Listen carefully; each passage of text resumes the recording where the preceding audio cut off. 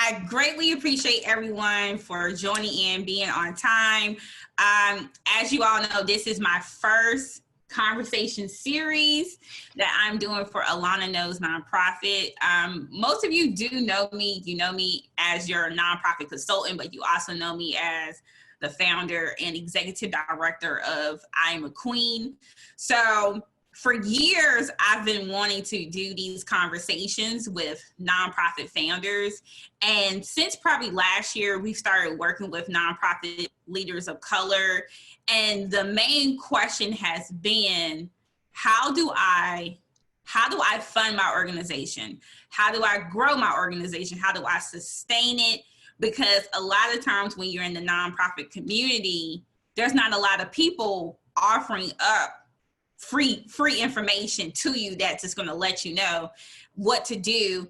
And to be honest, there isn't a blueprint to success with a nonprofit. And sometimes, most of the time when you deal with a nonprofit, it's really based on the executive director and how the executive director navigates the organization, how the executive director is growing, in what direction they want to take it in. So tonight I wanted to start with Mrs. Charlene Gladney, who is the executive director and founder of Operation XCEL. The reason why I picked her is because, have you ever been the only nonprofit person of color in the room, and you see someone else and you walk into their room and you start to realize, like, hey, so for me, Miss Charlene was more of a familiar face. She was someone who was very friendly to me. And sometimes we would be in the room and I would ask a question, and then she would come back to me and clarify to me what I needed to do, or offer me more suggestions. So I felt like I could have this transparent conversation with her first, because she was always so welcoming to me, especially last year with our team conference. So with Miss Charlene, she is the executive director of Operation XCEL, and it is a youth mentoring group for K-12 in High Point, North Carolina. But I'm going to allow her to introduce herself and who she is and what the organization does. So we'll start by asking you, what is one word that best describes you, Ms. Charlene? That one word is committed. I am very committed. It takes a lot of commitment, a lot of hours, a lot of energy to do what I do, to be the executive director and to be a founder. Okay. And what was your background before you started this organization? Like, before you gave up your life, what was that? My background, I have a bachelor's of science and a master's of science in electrical engineering. So my background was engineering, and I was in information technology. Now, in that career, I was very fortunate to do a lot of different things. I was a quality engineer. I led a design team. I was a first line manager. So when I left corporate America, I was a manager in information technology.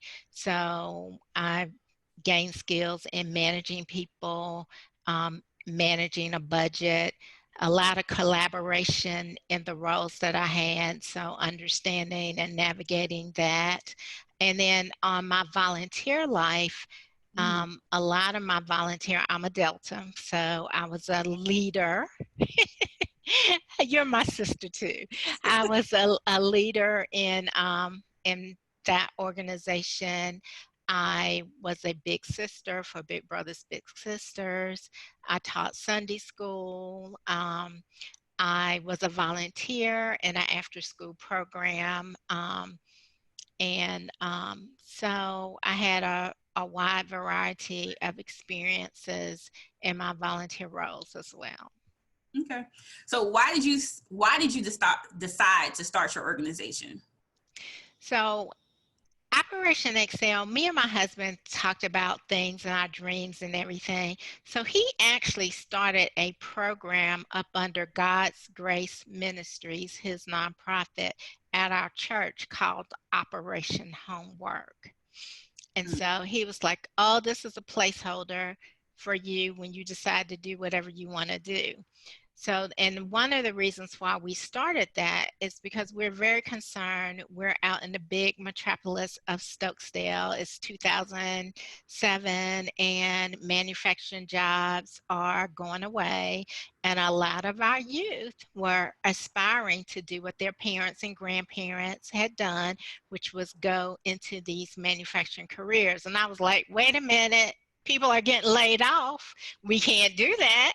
Let's think about college. Some of them weren't planning on finishing high school, and so it was like, no, we can't do this. So originally he started just Operation Homework, but the only thing they did a little bit of enrichment, but they helped the students with with homework after school. So in 2007, when I came out and start working with Operation Homework, God gave me a just different vision. So I incorporated Operation XCEL. Operation Homework became a program up under Operation XCEL. So we became our own separate 501c3, and that was in 2008. I came out in April of 2007, and by 2008, we had decided to branch off and incorporate a separate a separate nonprofit entity. Okay. So what kind of programs are you currently offering? Because when I look on Facebook, it shows me so many site locations that your nonprofit has. So what kind of programs are you offering in the community? So this year we'll actually pick up one additional site. So we have 6 sites. Um, and right now, when it originally started, we just had one site at the church, K through 12. But we kind of scaled back that site and made it just an elementary site, K through 5th grade, and about 2012, 2012, I would say. And so, and then we picked up the site in High Point, which is a 6th through 8th grade site. So then we picked up Jackson Middle School, Eastern Guilford Middle School, and now we're picking up Harrison Middle School. And all of those are 6th through 8th grade site. And we also branched out to Next Generation Academy, which is this year will be a kindergarten through 4th grade site. So over the years, our programming has changed. We have the main program, Operation Homework, which is an after-school program. We have Operation 3 Steps Ahead, which is a summer program. And currently, those are the 2 main programs. We've had an Operation Mentor, but instead of that being a separate program, we bring the mentoring into the Operation Homework and have it as a component of that right now. And we've had Saturday academies in the past. Right now, we're not currently running that. So would you like to hear more about the programs? Yes. Okay, so Operation Homework really is a program that is targeted for low-income students that are not proficient in either reading, math, or science, mainly reading. So based on their ELG scores, benchmarks, or how they're performing in class, they may be referred to Operation Homework. We also work with youth that may be having some other issues, behavioral or social development type issues, because one of the things is we want to equip children academically, socially, and emotionally. So we just don't concentrate on one aspect of it. So our after school program, we do homework but we also have reading specialists, math specialists, and we do a lot of enrichment activities, art, t-shirt design, robotics, culinary. We try to expand their worldview. We try to take them to places that they may not get to explore, and just really try to round out that experience. So 3 Steps Ahead was formed when I fell very far behind in laundry. And I have 3 kids. I was so overwhelmed. I was like, oh my God, I'll never get through this. And it just clicked. These are how our youth are feeling when they go back to school after being out from the summer and summer slide or regression. And so they're feeling behind. So we came up with, well, I came up with it, 3 steps ahead to get a step ahead in reading, a step ahead in math, and a step ahead in science. So in the summer, I actually have children begging me, like, this summer, please open up. We don't care about COVID, to come do a reading class, a science class, and a math class, an hour-long class in the morning. After breakfast, they do these 3 academic classes, and then they have lunch, and then they have enrichment. And enrichment can be nutrition, fitness. Now, I always say, hey, we work hard, but we're going to play hard. So if you get through Monday through Thursday morning of all of that reading, math, and science, Thursday afternoon, we go swimming, and Fridays is an all-day field trip. And so that's where we get to expose them. We take them on college tours, take them to museums, International Civil Rights Museum, the zoo, and everything that we do has a lesson plan, even the field trips. It has a before the field trip lesson plan, post-trip lesson plan. So we're always learning. That's awesome. So my next question is, when you first started, did you start off with funding for the organization? No, not really. When I came out, and like I said, it was a program up under another nonprofit, God's Grace Ministries. They had a small grant from Duke Endowment, but that was being phased out.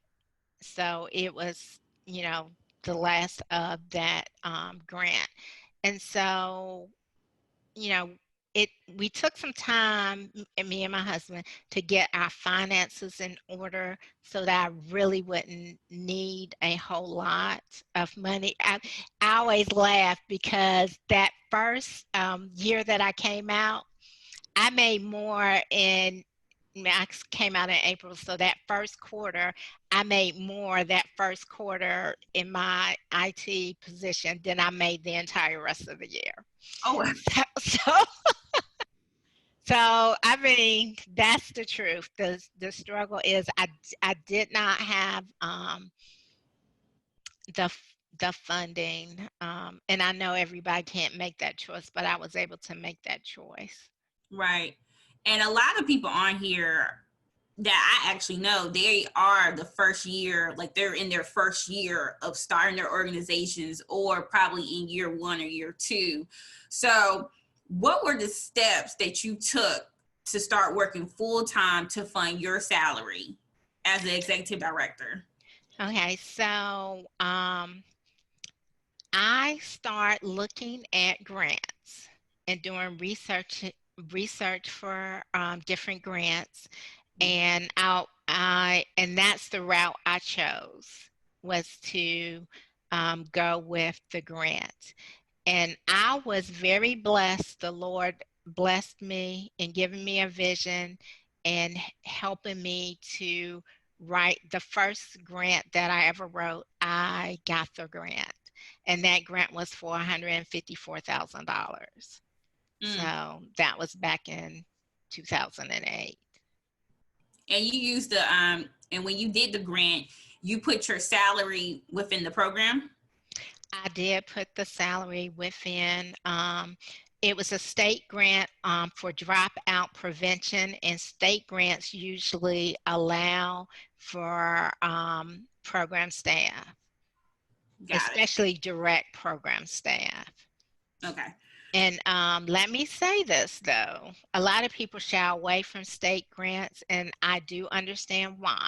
Because there is a lot of administrative work, a lot of reporting, a lot of restrictions with those types of grants.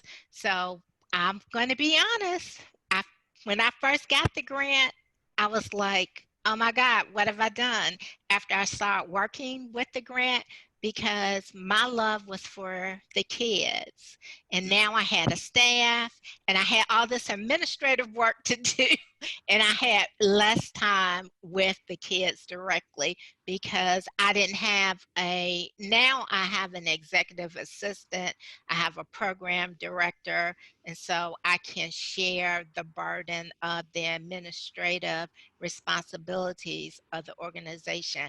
But at that time, I was the only one that had that administrative responsibility. Oh wow. And are all of those positions funded within the organization? Yes, they are blended fund funding, not all by grant, but and definitely not by the state, Okay. because they have a cap on how many what percentage of funding you could use for administrative dollars. Okay. And so my next question is, what has been the impact that your organization has made in the Triad? We have helped so many youth over the years. And just this year alone, we served 300 youth. I have had youth that never would have attended college. I have college grads now. I have college graduates. And I can tell you story after story. I had a young lady that's in college now. She had had a brain tumor Oh wow. and she was very far behind, and they wanted to give her an IEP, individualized education plan, put her in lower level classes. And I was like, no, you're going to test her. And when they tested her, she tested gifted and changed in, and we're like, put her in those classes. We fought to get her in the gifted classes, and we said we gave her extra help. So we closed at 5, but we would be there sometimes still at 6:30 helping her. But she did well. She graduated. I had a young lady more recently came to us as a 6th grader reading at a 2nd grade level. From going to after school and the summer program, she went from 2nd grade to 6th grade, 4 years in a year.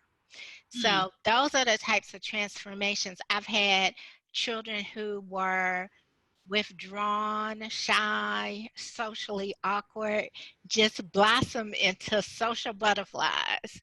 Um, Throwing parties, the parents are like, what have you done? We just like, this is not my child. This is somebody totally different. But they gain confidence.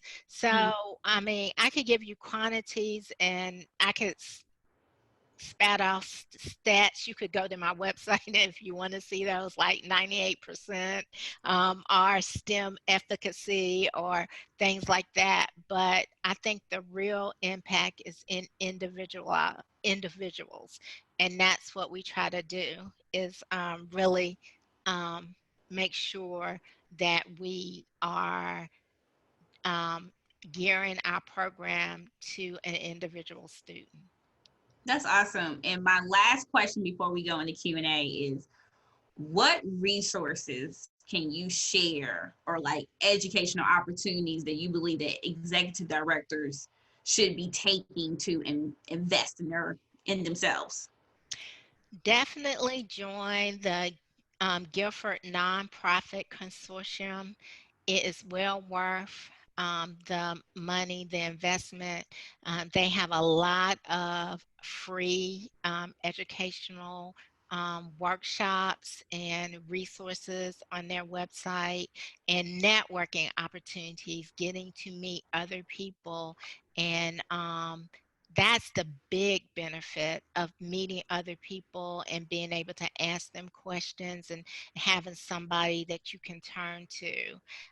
The library is a great resource. They have a nonprofit person, and that will sit down with you and will help navigate things. Like they have the foundation directory online. I think they changed the name now, but anyway, it's very expensive. You probably couldn't get it on your own, but you can use it through the library and find do a lot of funding, research. um, um, I jotted down. Oh, the Guilford Nonprofit Consortium, they have two programs that are really great. They have a Nonprofit Management Institute. Dr. Pamela Palmer usually teaches that, and it covers everything: finance, marketing, fundraising, all the things that you need. And for executive directors and other leaders, there's an Executive Leadership Academy. That is something I've been through both. Whatever your nonprofit is, um, go after all the knowledge that you can. So I told you my background is in engineering. So one of the things that I did, I was a fellow with North Carolina Center of After School Programs in North Carolina State University. So I went through that program to get credentialing in after school programs. And just anything that, I mean, you have the web and associations that are in your area, or and it doesn't have to be directly your area. So I look at the National Education Association. I look at Mentor, that website. So and I'm a certified mentor. Get your certifications, keep growing, keep learning. I've been doing this now. It's 2020. I'm still learning. Grant writing, any grant writing course you can get into. I still take grant writing courses, and I mean, my last grant that I just got awarded, maybe they just told me like a month ago, was for $400,000. And this is probably like the fourth time I've written for that grant. I always go to the technical assistance workshops for the grants. They change the grants from year to year, and each grant, you look at it as a new requirement. And also, don't stop trying. Be persistent. If you didn't get a grant, if you wrote a particular foundation or you tried for a grant one time and you did not get it, see if you can get feedback. But even if you can't, keep trying, because you may eventually get that. That's awesome. And I think this is a lot of encouragement, especially for nonprofits who are just now starting. So what I want to do is I want to open the floor up for Q&A. So if you do have a question, you can unmute yourself and ask the question in the chat box. But I also realize that this is also a safe space.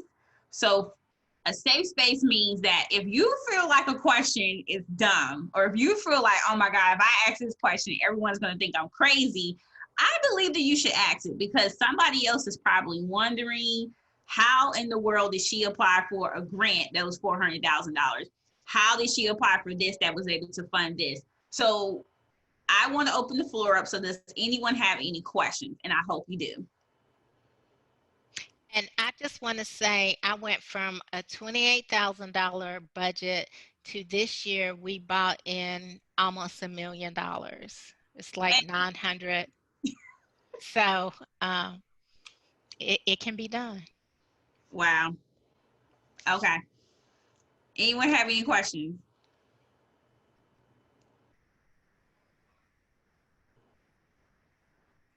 Hello. Hey, Charlene. Charlene Clark. How are you? I'm Oh, doing Charlene, another Charlene. good. Hi. Yes. I don't know. Well, we haven't officially met, but I teach at one of the schools that you do Operation XCEL in. So I know it's a great program. And I actually hopped on like 10 minutes late. So I hope I'm not asking something. If I am, maybe I can go back and watch a replay if it is one. But I'm just wondering, for new nonprofits, it's harder to get funding. And so I guess like what are the ways around that, and then how do you figure out, I guess, the position that you should play on the team, I guess, in order to be able to pay yourself so that you can do it full time. Does that make sense? Right. Sometimes depending on the funding, you may need to do a split role. I know when I started out, a big part of my role was working directly with the children. Only wrote in like half time for administrative work. Um, and just in terms of getting funding being new, what I did was the first grant that I wrote, I actually wrote it up under God's Grace Ministries, which was my husband's nonprofit, which had a little bit more of a track record. So sometimes you can partner with somebody, you can get a fiscal sponsor. um, the other thing is to get endorsements, people that know you. And then definitely, like when you're writing your organizational history and everything, brag about yourself. If you had management roles when you were in corporate leadership roles and volunteer organizations, any type of way that shows that you can manage money well, and that you can manage responsibility, because there are grants that want to understand what kind of capacity you have. Okay. Sounds great. Thank you. So basically just look for an organization that may have a similar mission as you, and just kind of pitch it to them, like maybe, come prepared to kind of explain what you can offer and see if you guys can come up with a partnership. Because when they have to write a grant for you to be able to do it, or they may just be able to basically factor you in with the grant that they already have. Is that what you're saying? Yes, you can. I'm saying yes, that's one way where you can partner with a like organization, or you can partner with not so much a like organization, but you have something to offer that may be a little bit different than what they're doing. And the other thing that I did not mention, you can pay a grant writer. I've written two grants for, well, I've written lots of grants for other people, but two major grants. I wrote a grant for an entity in Winston-Salem, and for $400,000, and I wrote another grant for somebody, and it was about $170,000. You can getting a experienced grant writer, if you have the funds to pay somebody to do that. um, that can be a way to get started too. All Okay. right, sounds great. I'm going to give everybody else an opportunity, but I have another question once everybody else got. But thank you for Okay. that. That was awesome. Thank you, Charlene. The next question comes from Zanita Harrison. If I messed up your name, I still love you. She says, what are the best tips for finding grants? A lot of research. Guilford County, this is something, and this is free. Any nonprofit in Guilford County, and Alana, after this, I'll try to look it up, the contact, but you can be a part of eCivies, which is an online platform, and you can set up alerts. Like I get weekly alerts for grants. You give it a search criteria, and it has this broad database. And sometimes, I've never heard of the organization in my life, but it seems like something they're in an area that I'm doing. I wrote a grant for robotics and got it. Never heard of the organization before. So some all of you should be a member of TechSoup. Mm-hmm.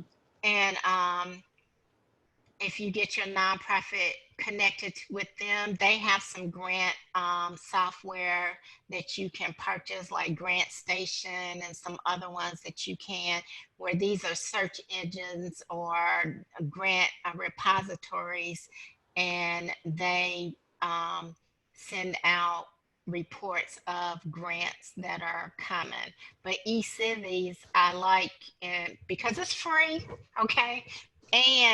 But really what I like about it is you can set up search criteria, and you can have 3 different searches, and you can have it sent to you weekly or monthly or however you want it.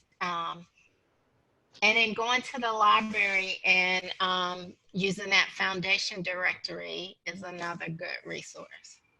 It is. The next question comes from Noreen. It says, how much does it cost to pay for a grant writer?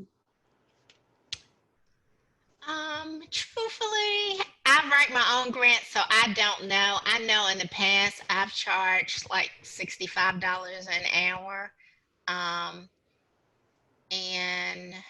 But I'm sure you can Google that and probably get a good answer. Okay. Kimberly Teeterson, she wants to know, are we going to share the information you just referenced about the grant database? So that will be a yes. She also says, as far as paying a grant writer, who should you pay? Well, how should you pay them? Hourly or by the grants that are won? Or should they be paid? And Kimberly, if you want to clarify your question, please let me know. Yeah, my question was, she said that she charges hourly, but I've heard, some grant writers get paid when, the grant is won, so I was just wondering how is the best way to go about that when hiring a grant writer? If you can find somebody that will write the grant, put in all that time, and just pay, because it's an if it's awarded. So with me, I charge for the hours that I put in. What I have done before for some larger grants is charge for my hourly rate, and if the grant is awarded, say that there's a percentage. Now, a lot of state grants will not allow you to pay for the grant development. That's something that they do not do. So you have to have alternative monies, funds that you have raised on your own, or private funds to pay for the grant writing. But I don't think there is any, one way doesn't fit all. But if I was looking for a grant writer, I would want to know what kind of grants they have, have they written and been awarded? What's their track record? That's awesome.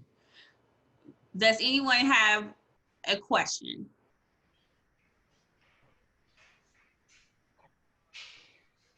I typed it in, but I can go ahead, and this Charlene again. I typed it in, but I can explain it.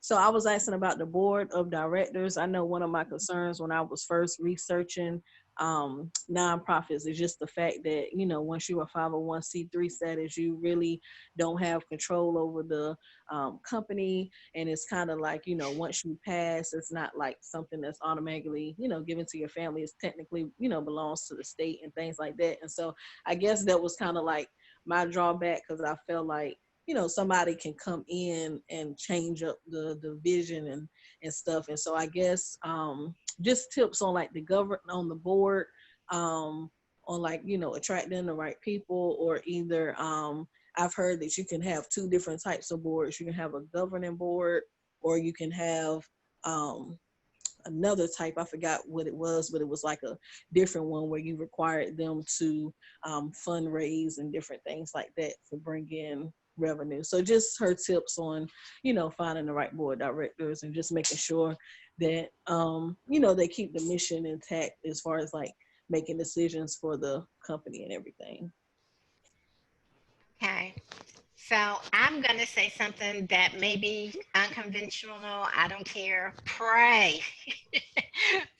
You know, cover everything in prayer. But the board is an important role. All boards have governance responsibilities.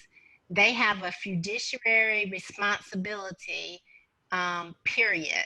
Whether, I mean, you can have a working board where people are actively taking on projects, and you can have a board that doesn't do that active work, but they come more together for the governance and the advisement. And usually when you are first starting off, you have more of a working board. You want to get people, first of all, that are very passionate, that believe in what you're doing, that see the vision, can articulate the vision, and really want to help. And then you, Board Source is a good website to go to. But they have a lot of templates and things that you can, and a lot of how-to about your board. But we have a board application. We have our board members submit their resume, their application, and they kind of select what areas they think they can help the nonprofit with. So you know, interview them like you're interviewing somebody that's going to work for your nonprofit, because these are the people that are driving the ship, steering the ship. So and make sure that they have the right motives.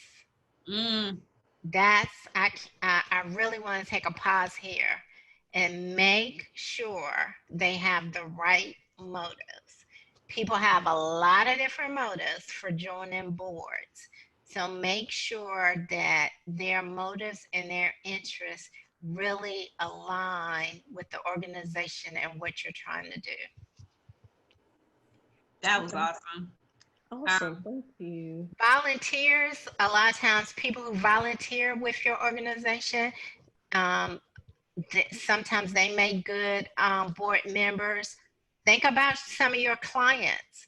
You know, sometimes your clients, I just asked a parent, was he interested in serving on the board? So sometimes your clients are good board members. Okay. Awesome. Thank you. Okay. So how do you decide? So how often, so you said a working board. So how are you requiring them to pay a fee, or like well, I guess I'll just go check out the website, because I'm just wondering, like, as far as wording it out, like how many are you requiring that they have to do a certain many hours, or do they have to fundraise a certain amount of money, or we do. Oh, I'm sorry. I didn't mean to cut you off. No, I'm finished. We do have a set of responsibilities, and we do publish before you join a board, like facts about Operation XCEL programs and what the expectations are and what your commitment will be. Because I do want people on my board, like say I told you my clients, a lot of them are low income. And so I don't want to put a dollar amount. There are boards that do put a dollar amount that they set for you to be a part of that board. But I do not do that. I say, but everybody is expected to give commensurate with their ability to give. And some boards have a give or get. So say the number is $1,000 a year. So if you can't give 1,000, you're responsible as a board member to raise or bring in 1,000. I do not do that, but those are some things that some people do give. And sometimes, like I've had some board members, I'm looking for new people for my marketing committee, but the board members that just moved to, one moved to Indiana and one is moving to DC. I mean, they worked. The time and the effort. I mean, I would have had to pay a lot of money for what I was given for them. They're younger, so they don't have a lot of wealth. So they weren't making big donations, but the time and the products that they produce were valuable. So, you know, you have to weigh that. Okay. That's good. Thank you. Next question is coming from, the name is iPhone. So it says, do you use a software that manages your donors? Also, what types of fundraisers have you done that were most effective and profitable? I haven't really used a software. I was trying to use Salesforce. It's a lot of learning that has to take place to use that effectively. So I just purchased a new software package for my organization, and I'm going to be trying that out for the donor software.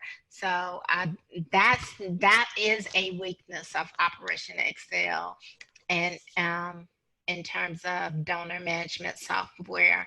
Our gala, I think, was a pretty good fundraiser, and we went after corporate sponsors, and so we didn't do much in terms of ticket sales, but the sponsorships are what helped the gala make money.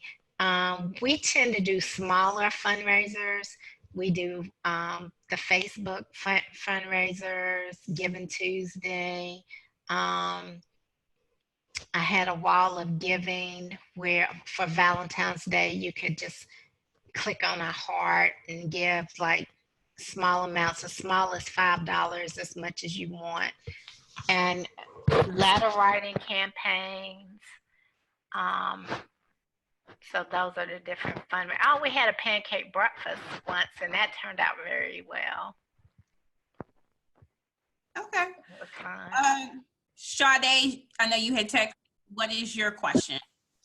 Yes. So you mentioned earlier, like during the time you were really getting things started and you were applying for grants, it was like 2007, 2008. I know that was a hard time for us. And we're actually kind of facing or, you know, going through some of that right now with the whole COVID situation. And I find that for me, it's been difficult to really just create that sense of urgency in people to kind of feel the need to help fund our cause. So I wanted to know if you had any suggestions for how to, again, create a sense of urgency and pull people in that actually feel or want to donate during these times. Sharing stories, sharing stories of success.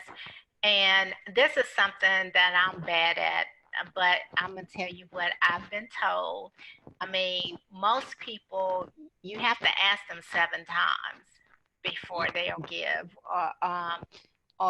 and there's a whole science about creating a sense of urgency, writing compelling letters, or client testimonials. That is one thing. And looking at the philanthropists in the area and aligning yourself with somebody who has the same interest. There is somebody out there that has the same interest. I was on the phone, my web designer, she was telling me that she donates every month to some Arabian horse rescue people. I mean, she's into Arabian horses. That's kind of obscure to me, or like it's not something that I know about. But I'm saying every niche, there is somebody that really cares about it and cares about it enough to want to fund it. Understood. Thank you so much. Thank you. Next question comes from Renee. It says, what advice do you give nonprofits that are in their first to 3 years when it comes to grants and requesting funds? I have found there are organizations who don't want to assist because we are in a baby stage. Yeah, so there are there are funders that want you to be a novice, that give competitive points or competitive advantages for novice programs. They want to help startups. So I would look specifically for those funds for people who want to help startups. The other thing that you can do is partner, collaborate with people who are established, so they kind of give you the credibility. Those would be the 2 strategies. And then if you're in the baby stages, like your first year is harder, but by 3 years you have a track record. So showing your history and how you've grown and what you have done, having that plan, that 3 to 5 year plan about how you're going to get there, being able to show like the business plan, that helps, because that lets people know that you're thinking about the big picture and the details. Okay, and then Cherie asks, what are bad motives? No, what are some negative motives of board members? I've had some doozies. I really have. But sometimes people, they're not really interested in your organization. They're trying to make a name for themselves. I've had people who try to come in and pretty much intellectual property. They want to steal your intellectual property, find out, you know, what you're doing and your ideas, and take it and make their own nonprofit copying your ideas. It can be all different kind of things. Yes. Okay. Okay, so we're gonna take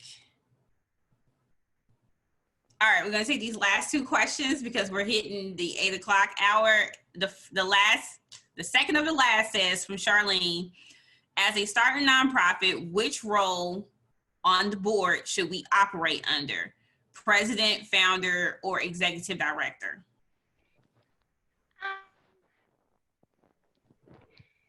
Okay, president, founder, or executive director. You're talking about your role on the board? Yes. Yes, ma'am. Yeah. Okay, so as a nonprofit and by the state rules and accountability, really as executive director or a founder, it's kind of a conflict of interest for you to be the board president.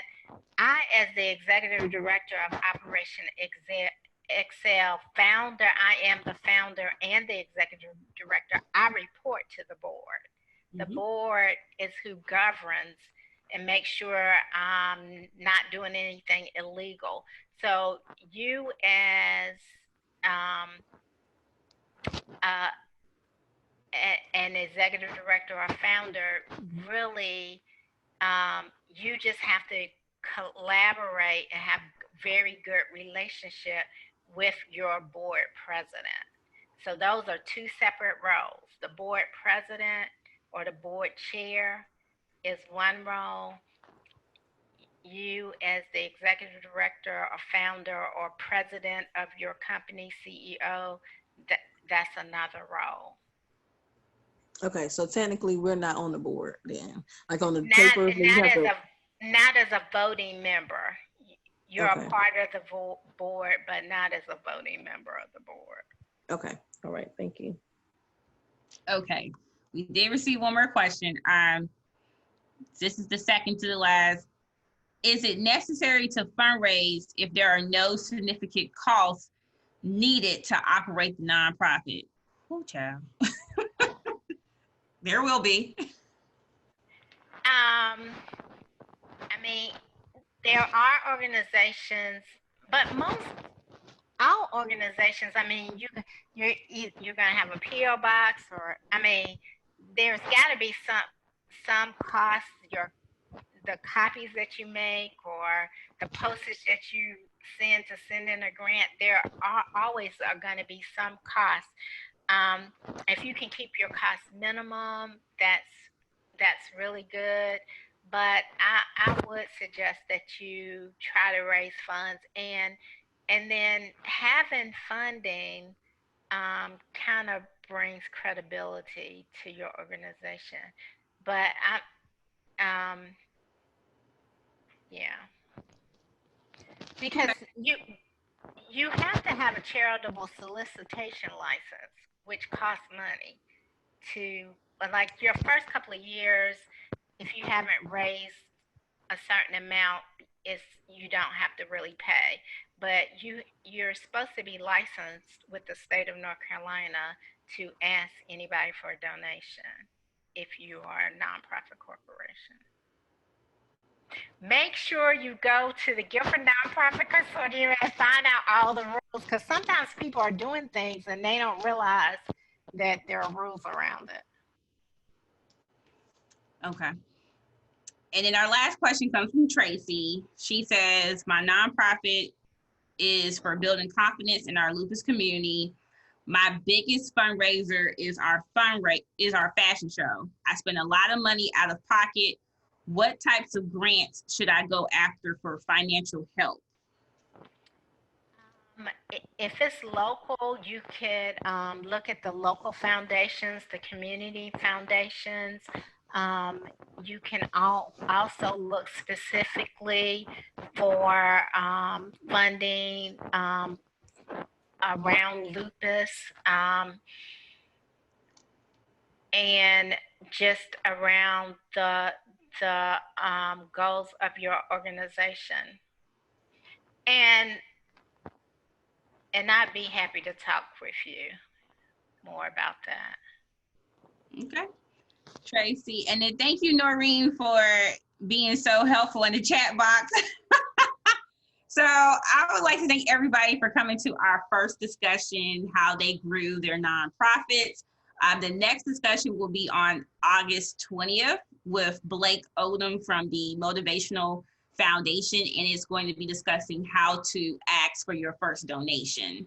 So I thank you all for joining. I really hope this was helpful to everyone. And I'll be emailing you the information that we had discussed, and I will post this also on YouTube. So thank you all for joining, and I hope you have a great evening. Talk to you later. And thank you, Miss Charlene, for your support. Greatly appreciate you. Thank you. Thank you, guys. Thank you, guys. I appreciate you. And the chat box is actually, people are saying thank you. Yes, thank you so much. All right, guys. You're very welcome. All right.